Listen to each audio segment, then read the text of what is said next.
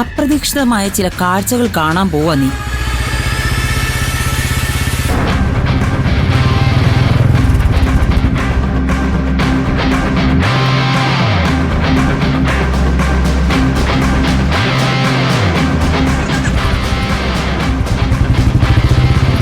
അല്ല, അപ്പൊ അറസ്റ്റൊന്നും നടന്നില്ലേ? നീ വാ, ബാക്കി കൂടി കാണാം. വാ.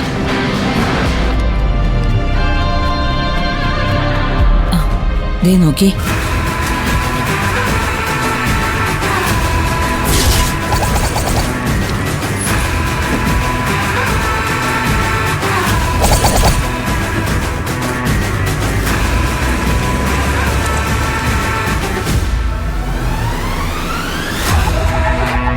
ഞാൻ പറഞ്ഞ പോലെ തന്നെ സംഭവിച്ചില്ലേ? വസുന്ധരയെ കണ്ട ഒരു അറസ്റ്റിനും അനുവദിക്കില്ലെന്ന് ഞങ്ങൾക്കറിയാമായിരുന്നു. അങ്കിളിന്റെ ആന്റിയുടെ കണക്കുകൂട്ടലുകൾ സമ്മതിച്ചു തന്നിരിക്കുന്നു.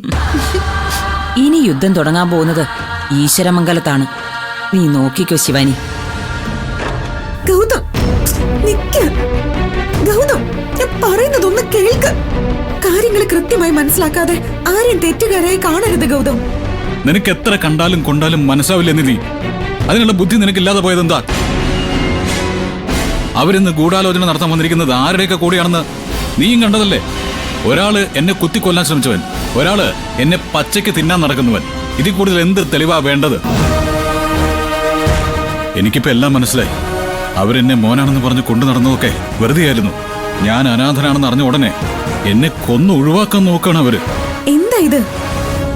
ഗൗതം ആരാണെന്നും എന്താണെന്നും വസുന്ധര ആന്റിക്ക് നേരത്തെ അറിയാവുന്ന കാര്യമല്ലേ? പിന്നെ എന്തിനു കൊല്ലാൻ നോക്കണം? ആ, ഇതാണ് നിന്റെ തലയിൽ ആൾ താമസില്ലാന്ന് ഞാൻ പറഞ്ഞത്. അല്ല, നിന്നെയും കുറ്റം പറഞ്ഞിട്ട് കാര്യമില്ല. വീട്ടിലുള്ളവർക്കെല്ലാം എന്നെ പറ്റിയുള്ള രഹസ്യം